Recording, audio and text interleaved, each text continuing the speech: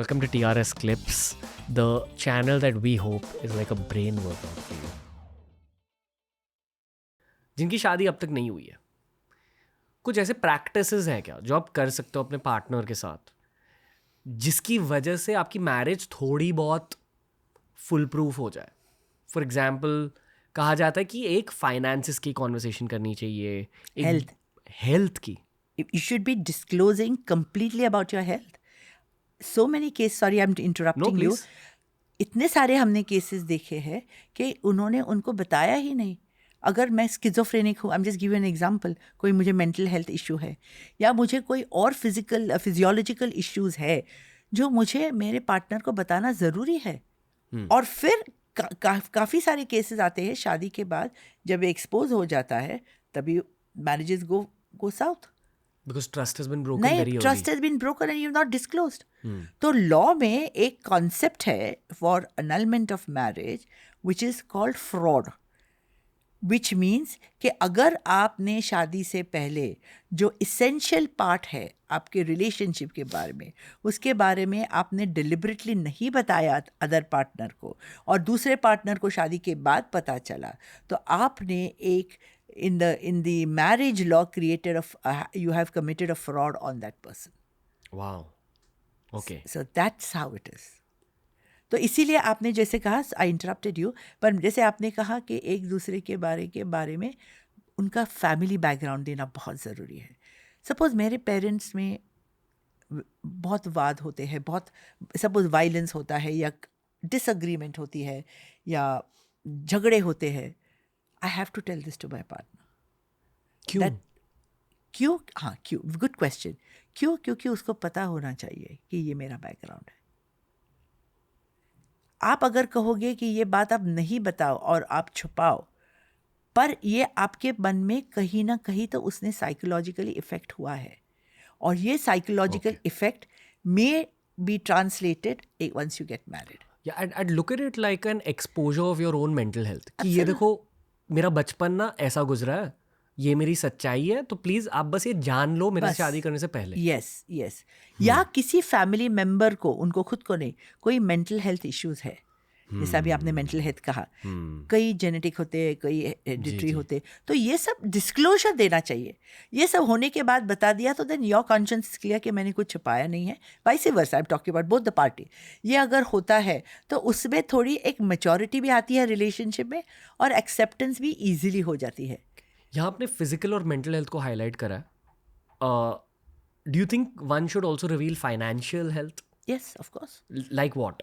The financial health is what is it that you have, what is it that I expect from you as a partner ये शादी के बाद, या आपको जो, अगर आप दोनों मिलके 100 रुपया कमाएंगे तो इसमें का जो बंटवारा होगा घर चलाने के लिए, सेविंग्स के लिए, या अपने पर्सनल के, कि कैसे होगा, ये सब ऑनेस्टली आपको पता है. देर आर, एंड मैं एग्जैजरेट नहीं कर रही हूँ Ranveer, there are so many cases, and I would say 50-60%, और वो भी मैं कम बोल रही हूँ, कि काफ़ी औरतों को उनके हस्बैंड के पास क्या है, they have no clue, and these are educated professionals, और कुछ पता नहीं क्या हस्बैंड के पास है, लाइक फाइनेंशियल एसेट्स कुछ पता नहीं.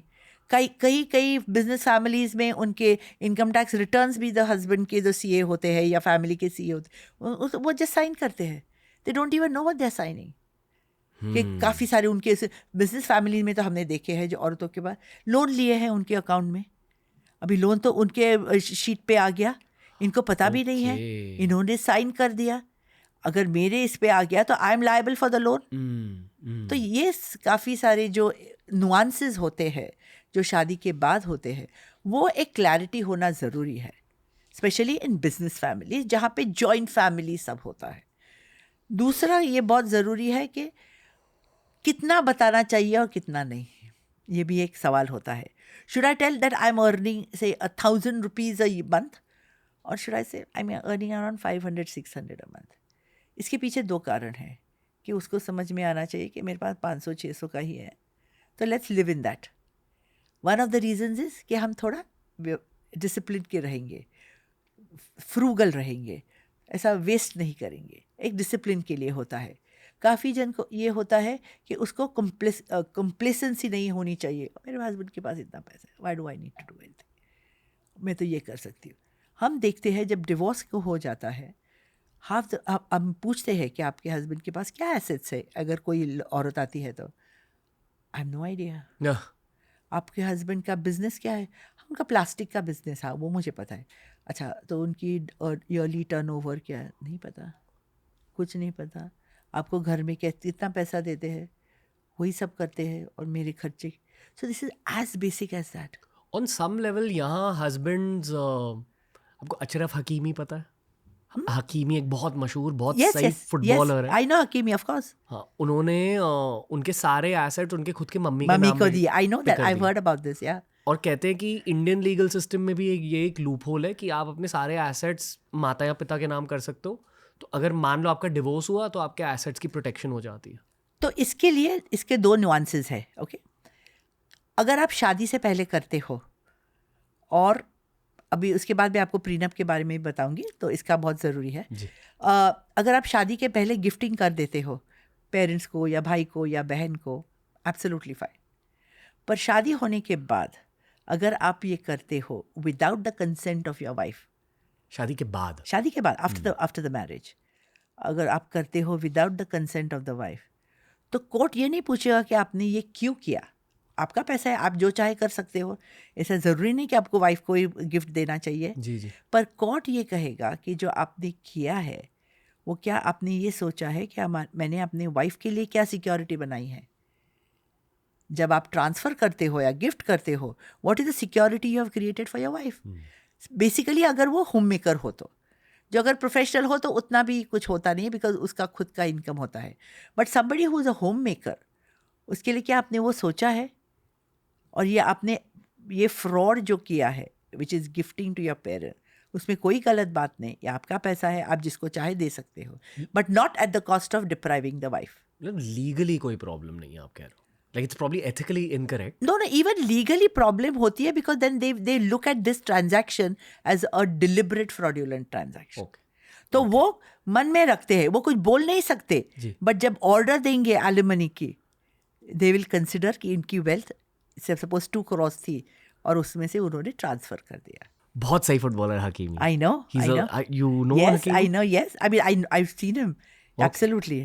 I don't know, of course.